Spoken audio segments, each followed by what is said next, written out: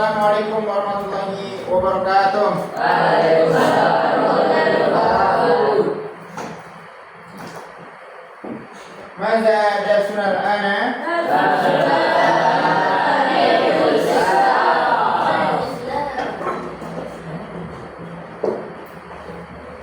Baik, alhamdulillah. Alhamdulillahirabbil alamin. Wa bihi nasta'inu ala umuri dunya waddin. Wassalatu wassalamu ala asrafil anbiya'i wal mursalin wa ala alihi wa ashabihi ajmain. Amma ba'd. Baik, kaifa halukum jami'an? Antum bi khairin? Baik.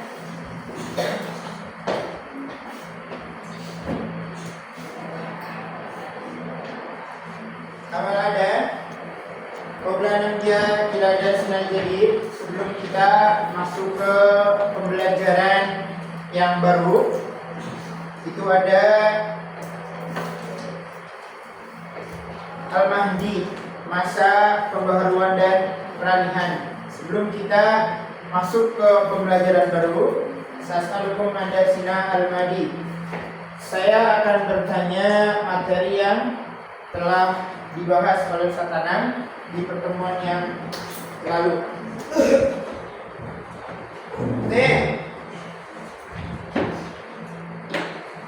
Soal awal, pertanyaan pertama. Tafadhal iftah Alkitab.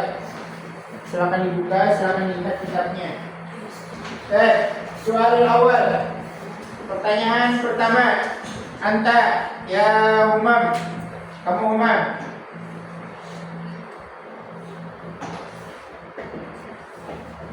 Kapan? Itu lihat. Soal pertama. Kapan Abbasiyah halaman 99. Kapan Abbasiyah memasuki masa kejayaannya? Itu materi yang telah dipelajari, betul? Betul nggak? Ya? Oh, betul? Betul nggak? Apa Umar? Kapan Abbasiyah memasuki masa kejayaannya? Lihat di dinasti Abbasiyah. Kapan memasuki kejayaannya? Sampai 249 Masehi, 690 Masehi, Ya. 1158 Masehi. Betul, Paris Rizky. Soal ibadah. Soal selanjutnya. Anta, kamu ya Fikri Malik. Apa saja yang berkembang pesat pada zaman Daulah Abbasiyah atau dinasti Abbasiyah? Apa perkembangan yang pesat pada zaman itu? Apa saja Fikri?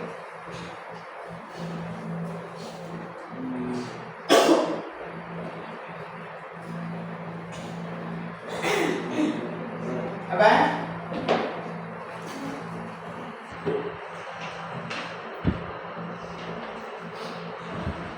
Bisa?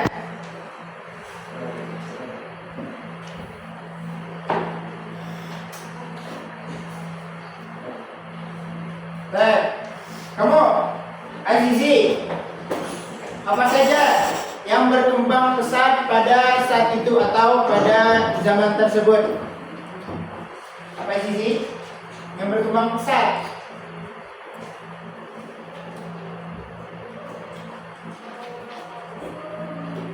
Di dinasti Abbasiyah. Pak, ada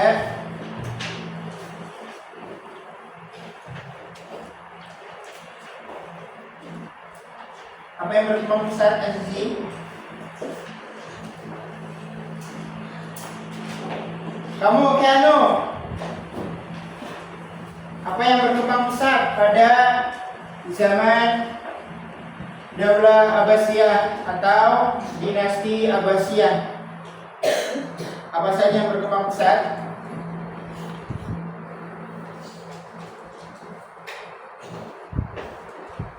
Apa saja?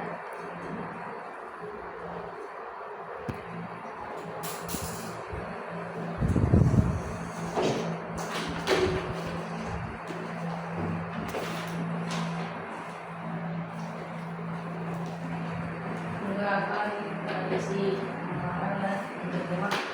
Ya. Lalu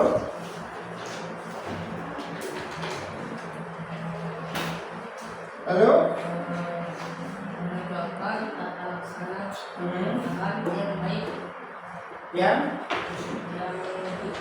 yang baik. Baik. Bagus. Baik, kalian sana dia ila dasna al-jadid. Sekarang kita akan masuk ke pembelajaran yang baru.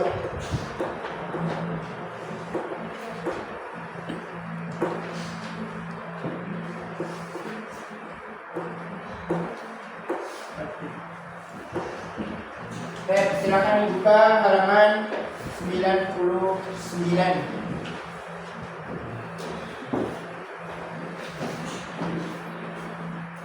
Di situ Al-Mahdi dari tahun sampai 169 Hijriah.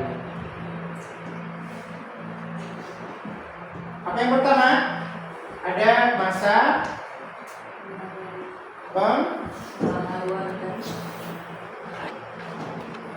pembaharuan dan peralihan. Perhatikan di bukunya masing-masing. Khalifah Al-Mahdi memerintah selama berapa tahun? Selama 10 tahun, yang dipandang sebagai masa peralihan antara zaman kekerasan ke zaman keramahan.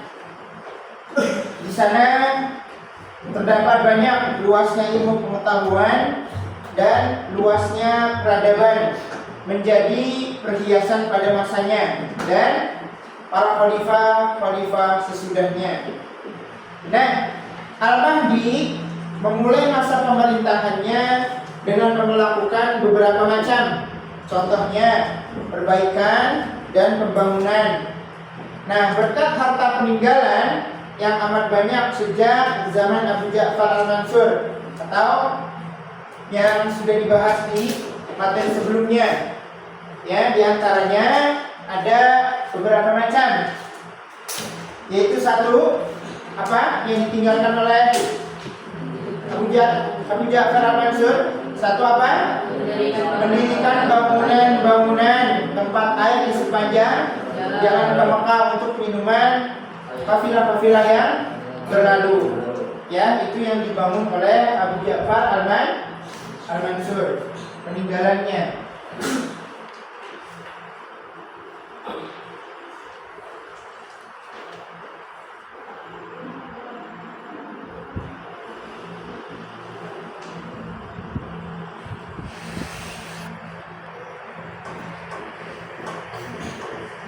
Apa?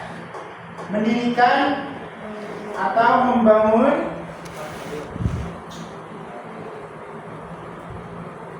tempat air di mana? Di sepanjang jalan menuju kota Mekah. Untuk siapa? Untuk kafilah-kafilah dan berbagai negara yang ingin ke Mekah, itu banyak dulu. Ya, maka pada zaman Abu Ja'far Al-Mansur itu menyediakan, ya, atau membangun tempat air di sekitar jalan menuju kota Mekah. Yang kedua, apa yang dibangun? Memperluas Masjidil Haram.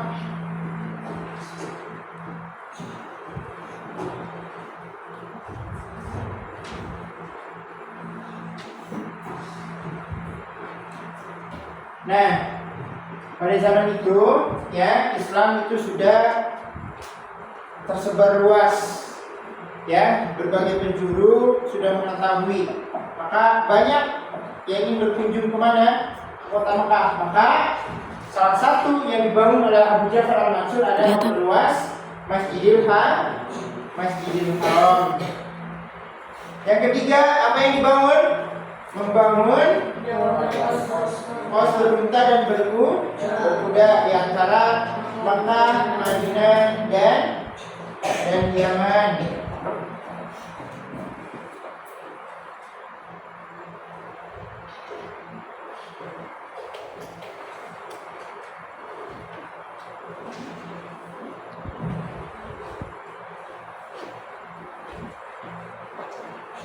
Lalu berikutnya, apa yang dibangun oleh Abu Ja'far al-Mansur?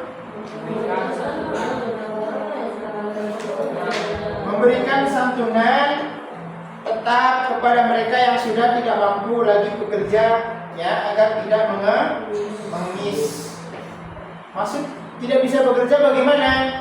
Ya, penduduk yang sudah tua, penduduk yang sudah tidak bisa beraktivitas, ya, itu diberi atau diberi fasilitas oleh siapa? Oleh pemerintahannya masa Abu Ja'far al-Mansur.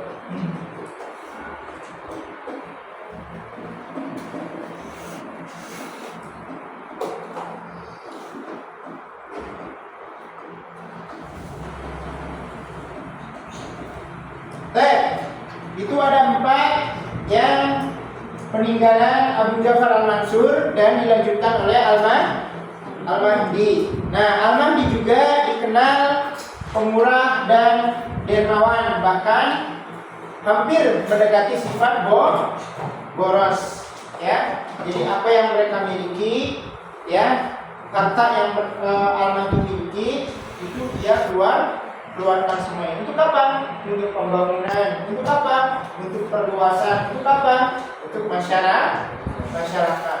Di sini dinyatakan hampir boros. Jadi semua hartanya, semua apa yang dia punya, semua, ya, itu keluarkan. Untuk siapa? Untuk masyarakat. Untuk membantu orang. Ada orang miskin, disantuni. Ada orang yang tidak mampu, disantuni. Ada orang yang sudah tidak bisa bekerja, disantuni. Ya, ada anak-anak yang kelaparan, disantuni. Itu salah satu sifat Al-Mahdi. Ya, paham dong sampai sini? Yang kedua, di situ ada apa? Setelah masa pembaruan dan peralihan, sifat atau sikap Al-Mahdi terhadap orang ateis. Ateis itu apa? Yang tidak memiliki keyakinan atau tidak beragama. Nah, Al-Mahdi tidak selalu berlemah lembut, ya, tetapi juga kerap sekali berlaku keras dan kasar terhadap orang-orang yang berkhianat, ya, orang-orang munafik. Pada zaman dulu banyak ia mengaku Islam, ya, ia mengaku Tuhannya Allah, tapi di belakang berkhianat. Itu masih banyak. Atau orang-orang ateis, orang-orang yang tidak beragama, ia hanya mengaku Islam. Itu banyak. Maka salah satu sifat yang dimiliki oleh Al-Mahdi itu adalah, ya, tidak selalu berlemah lembut, tapi sikap kerasnya terhadap orang-orang yang berkhianat. Khususnya apa? Orang-orang zindik, ateis. Ya, tadi saya jelaskan. Orang-orang tidak beragama, berkhianat. Ya, dia berperilaku seperti orang muslim, dia mengaku-ngaku seperti orang muslim, tapi di belakangnya dia mengkhianatinya. Itu yang dilakukan oleh Al-Mahdi. Bersikap apa? Bersikap keras. Yang lahir di masa pemerintahannya. Ya, jadi sebelumnya itu bukan tidak ada Tapi orang-orang Zindik, orang-orang ateis itu lahir pada zaman Al-Mahdi. Itu Al-Mahdi bersifat keras. Nah, yang lahir di masa pemerintahannya kaum ini menghalalkan yang haram dan merusak tatanan kesopanan dan budi pekerti. Bukan hanya berkhianat, tapi para ateis, para orang-orang Zindik, ya, itu sampai menghalalkan yang haram dan merusak tatanan kesopanan dan budi pekerti di zaman Al-Mahdi. Nah, Al-Mahdi juga berusaha menindas golongan ini. Untuk itu ia mendirikan suatu jabatan istimewa dikepalai oleh seorang yang bergelar siapa? Sohib al-Zanadiqah. Tugasnya apa tugasnya? Tugas yang membasmi dan mengikis kaum Zindik dan ajarannya. Upaya ini dilanjutkan oleh khalifah berikutnya, yaitu Musa al-Hadi. Jadi pada zaman Al-Mahdi juga mengutus siapa? Sohib al-Zanadiqah. Apa tugasnya Sohib al-Zanadiqah? Apa? Membasmi dan mengikis kaum Zindik. Yang ketiga ada apa?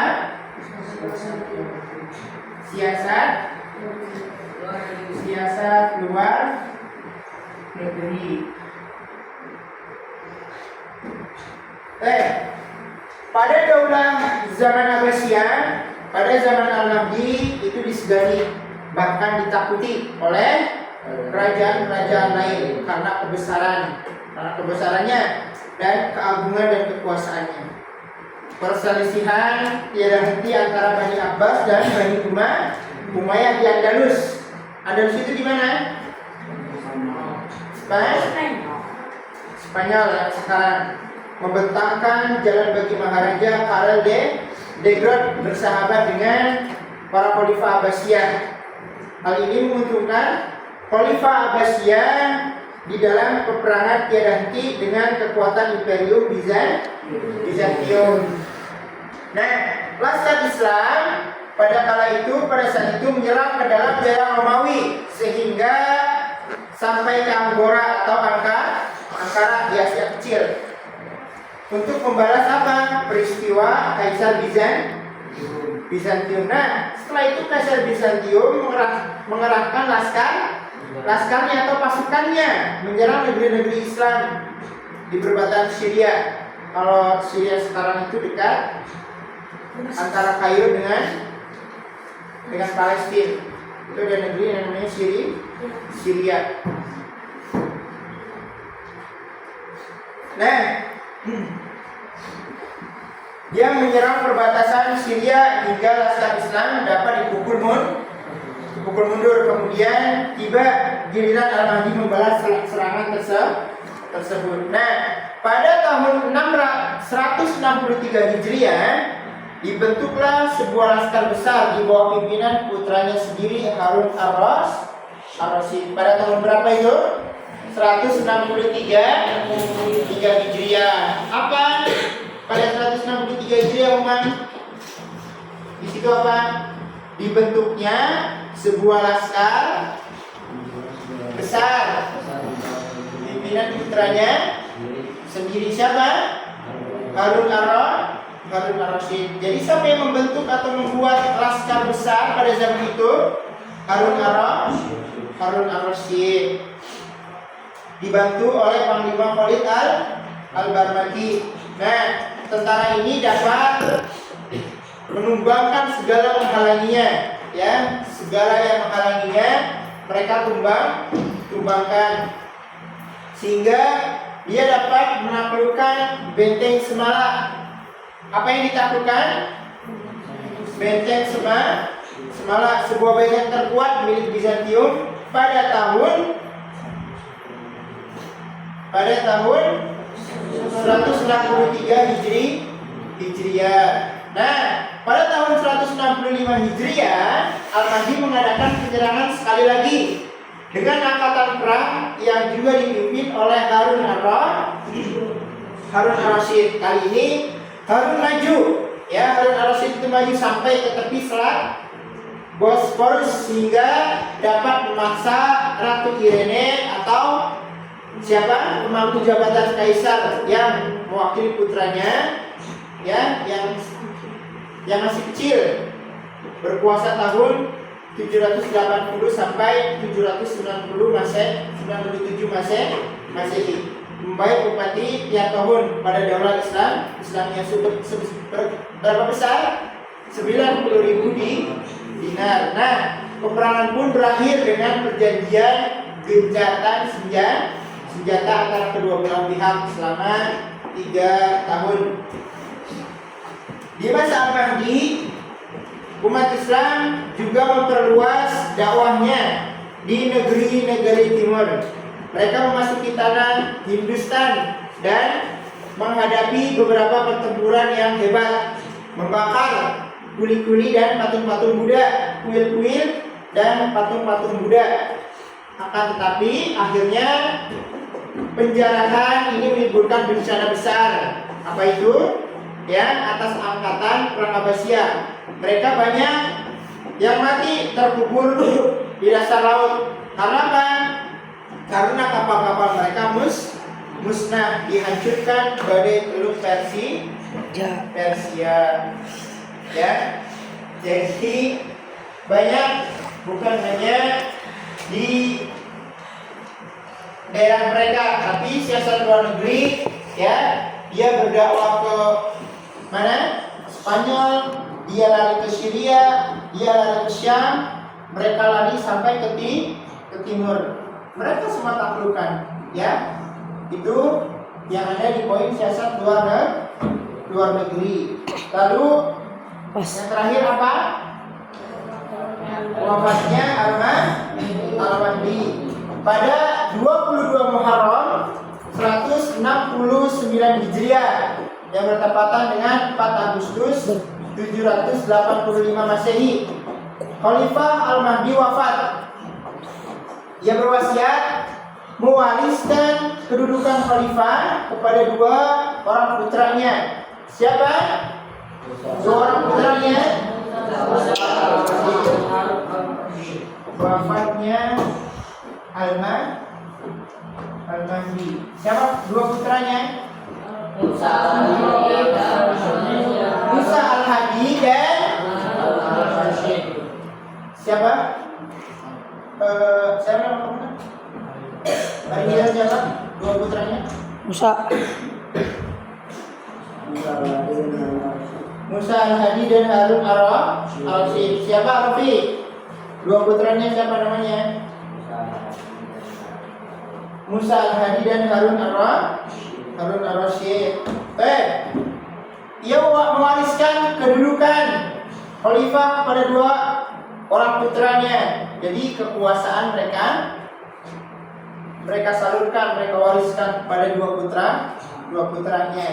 Yang pertama, ya, gelar khalifah itu pertama jatuh kepada tangan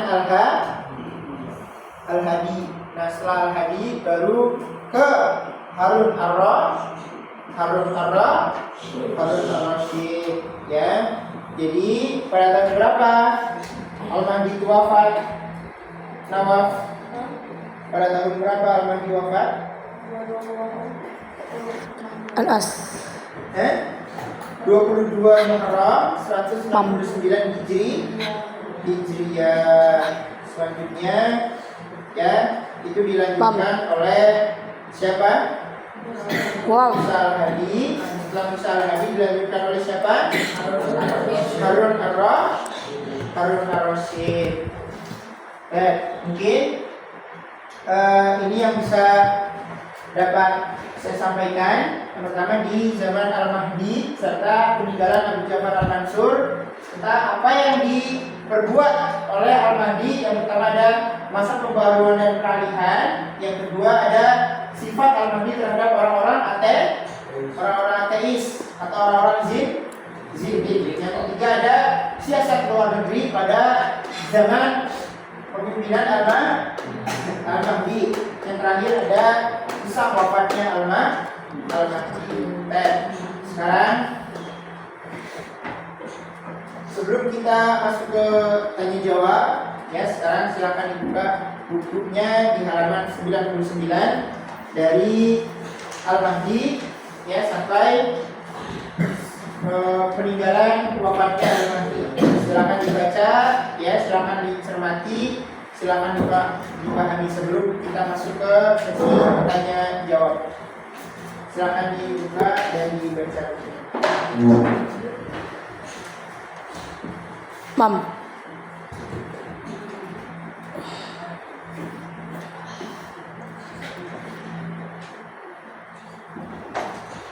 Sambil membaca, saya baca absen ya. Terus sampai masuk, yang nggak masuk Nazma, terus Haris, Faiz mana? Sakit persenan sakit. Nazma sakit. Nizam harus masukkan.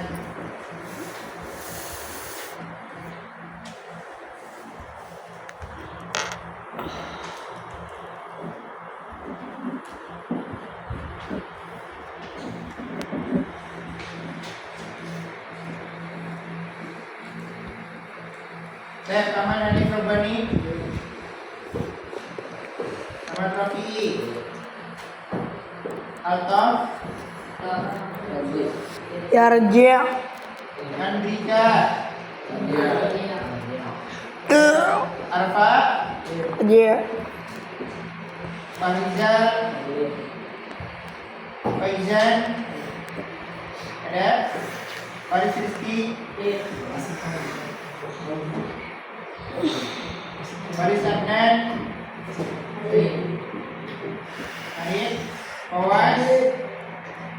Fawas, Bumam, Keanu, Hafiz Azikri, Sauki Al-Mubni, Fahmi, Fikri Malik, Hafiz Azizi, Ikam, Hadir. Gaza, Nasem, Nofal, Nawaf, Ana musajjil. Nawaf, Nazma, Nizam, Altaf, Husnan, Tab, Yakfi. Sebelum kita masuk ke pertanyaan,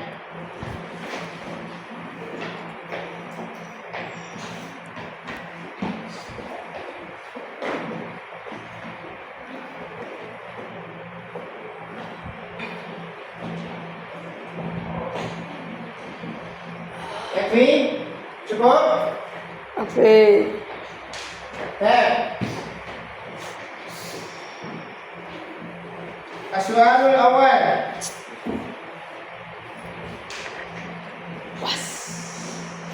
Al-Mahdi. Yang pertama, masa pembaruan dan peralihan. Aswarul awal, soal pertama. Kamu Fikri Malik. Berapa lama Khalifah Al-Mahdi ya menjabat pada tahun tersebut? Pada zaman berapa? Berapa lama? 10 tahun. Dari tahun berapa sampai tahun berapa Fikri Malik? 158 Hijriah sampai 169 Hijriah. Soal berada apa saja peninggalan Abu Ja'far Al-Mansur pada zaman Al-Mahdi? Kamu Rofi apa? Mendirikan bangunan-bangunan tempat air untuk kafilah yang ingin berdatangan ke kota Makkah. Lalu kamu siapa namanya? Hafiz. Ada apa setelah itu? Memperluas Masjidil Haram. Arfa, apa selanjutnya?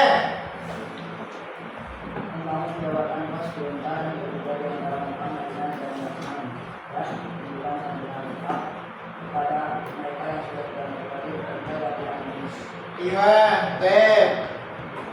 Soal ibadah yang kedua, sifat al-mahdi terhadap orang-orang zindik, sifat al-mahdi terhadap orang-orang ateis. Oke. Pertanyaannya,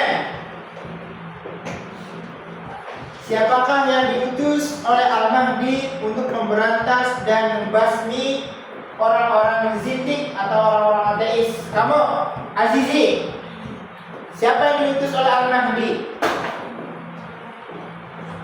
Abu Bakar. Siapa? Sohib al-Zanadiqah. Taib, Ahsanta Azizi.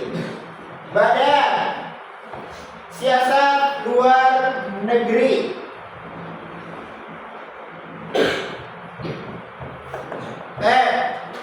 Pada tahun berapakah ya dibentuk Laskar Besar di bawah pimpinan putranya Al-Mahdi yaitu Harun ar-Rasyid? Pada tahun berapa? Kamu ya Husnan, pada tahun berapa? Pada tahun 163 Hijriah. Ya. Ada apa pada tahun tersebut? Dibentuknya sebuah laskar besar ya di bawah pimpinan Harun ar-Rasyid. Yang terakhir, wafatnya Al-Mahdi. Mahdi. Pada tahun berapakah Al-Mahdi wafat? Anta ya Fahmi. Abal.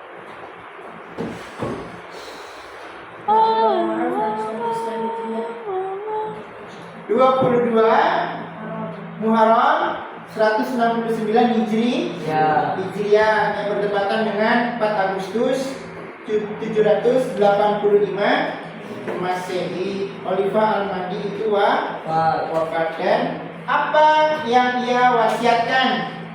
Kamu Fahmi, apa yang ia wasiatkan? Dia mewariskan kedudukan khalifah kepada dua orang putranya, yaitu Siapa? Musa al-Hadi dan Harun ar-Rasyid. Musa al-Hadi dan Harun ar-Rasyid. Dia mewariskan kedudukan dan kekuasaannya. Alif. Mungkin ya pembahasan Al-Mahdi bisa dipahami apa yang dibentuk pada zaman Al-Mahdi ya, dan apa peninggalan Abu Ja'far al-Mansur yang dilanjutkan oleh Al-Mahdi. Mungkin itu saja yang bisa saya sampaikan, kurang lebihnya mohon maaf ya. Wabillahi taufiq wal hidayah. Assalamualaikum warahmatullahi wabarakatuh. Waalaikumsalam.